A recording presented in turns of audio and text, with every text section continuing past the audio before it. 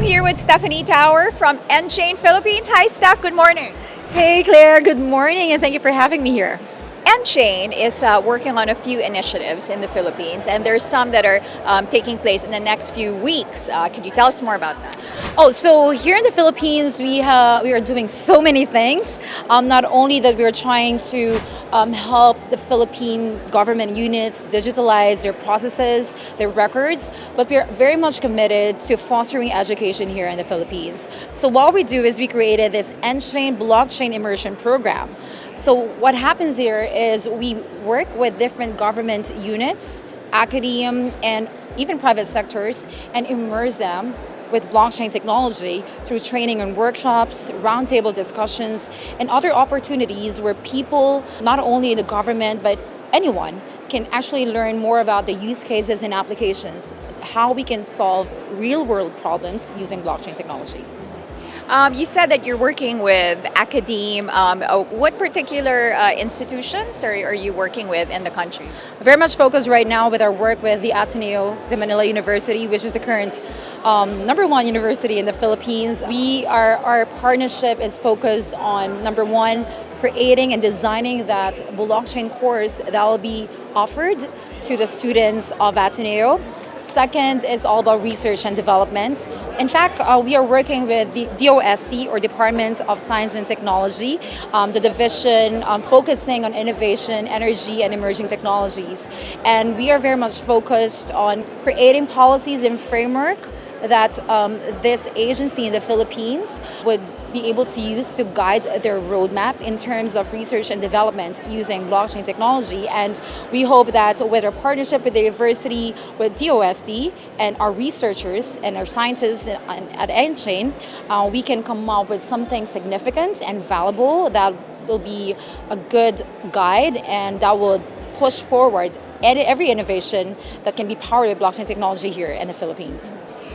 With this partnership that nChain has with the local government of Bataan, streamlining their services, government services, what challenges do you see so far in implementing the project?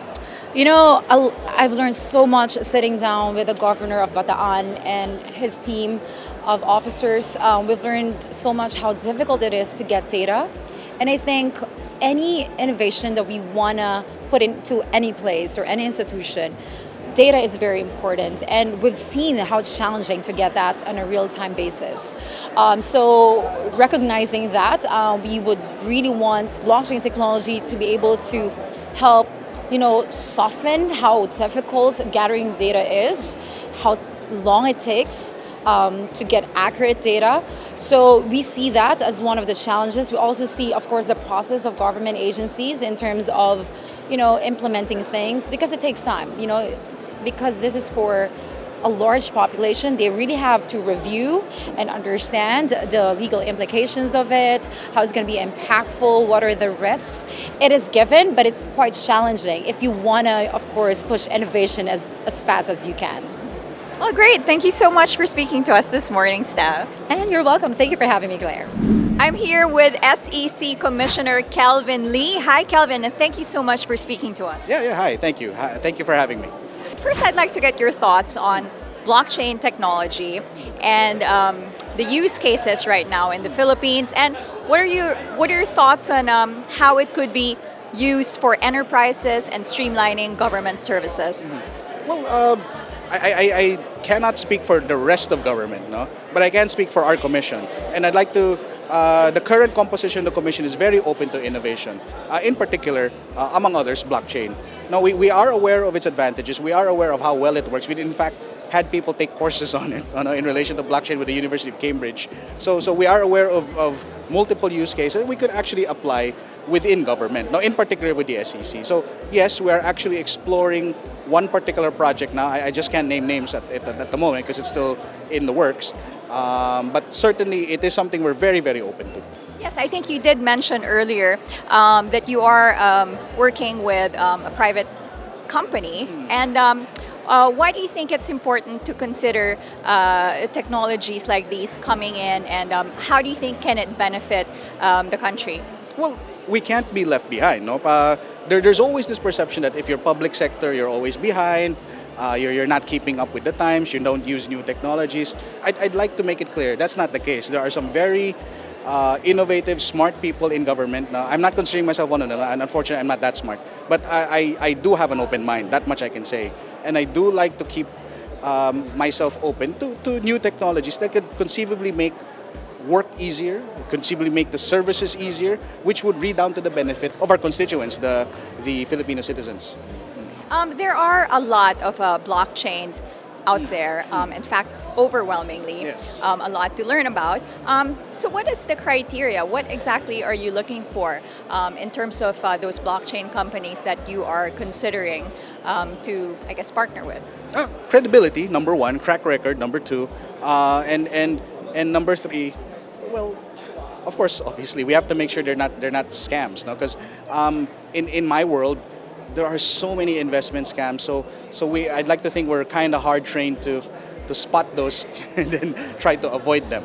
So in that context, bottom line, we need to make sure they're credible, that they can work well with us, and of course, and this shouldn't be forgotten, that their solution is effective. Because otherwise, even if they're credible and then the solution that they're offering is useless, then what's the point? And lastly, as a policymaker, where is this SEC in terms of regulation? We're knee deep in it. I mentioned at the panel earlier that we have digital asset rules coming up. Essentially, this will regulate the digital asset field, which, depending on the permutations, it could include some cryptocurrencies, as you would call it. Now, some of them would then have to regulate with us. Certainly, it will focus as well on what we would consider exchanges, digital asset exchanges.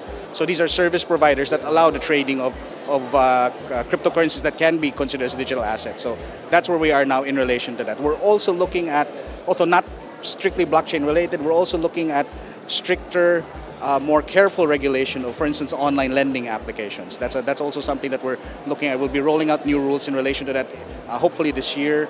We're also looking at a more careful cybersecurity framework that we will require for all our publicly listed companies. So there's a lot in the digital space. There's a lot in the digital space. Great. Well, thank you so much again. Okay. Thank you for your time.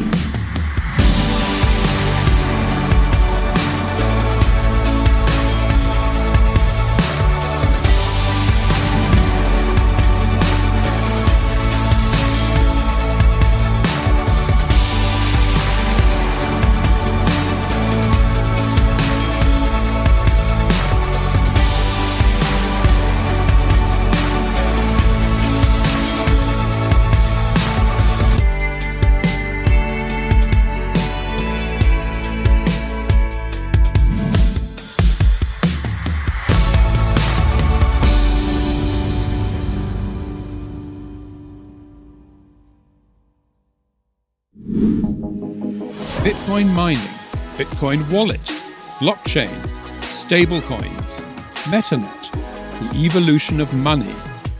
Everybody is talking about Bitcoin today, but what exactly is it? Learn the basics from experts. Learn what Bitcoin is, how it works, and why it matters. Blockchain 101, your ultimate guide to the fundamentals of blockchain.